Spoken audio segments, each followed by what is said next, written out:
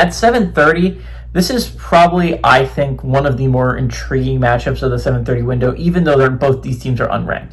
We got Arizona State, who's 2-1, traveling to Baylor, who's also 2-1. Baylor favored by 2.5 points on Fox.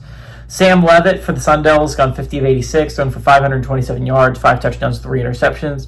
Raleek Brown has had 35 carries for 292 yards and 2 touchdowns, and Jordan Tyson's had 24 catches for 314 yards and 4 touchdowns.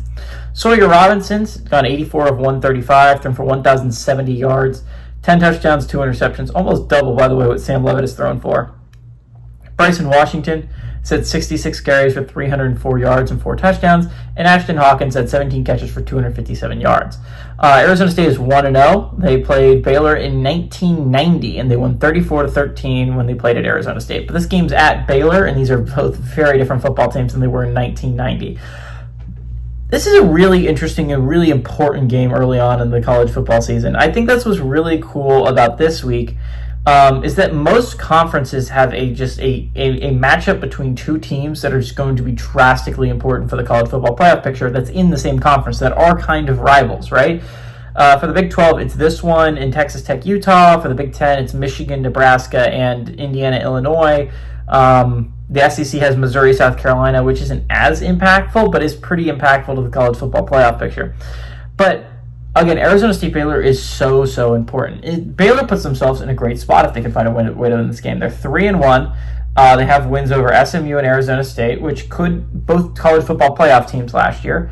Again, Baylor doesn't have the hardest schedule of all time. I would say they play only 3 real contenders to go to the college football playoffs and get that Big 12 bid, right?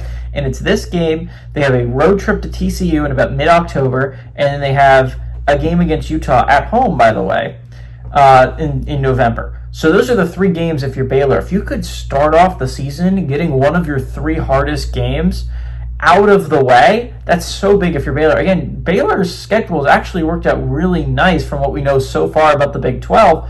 We thought that Kansas State was going to be a real threat. They don't look to be. And so Baylor honestly draws a really nice draw. Arizona State, on the other hand, gets just a hellish draw. Their next 4 games, they play Baylor here.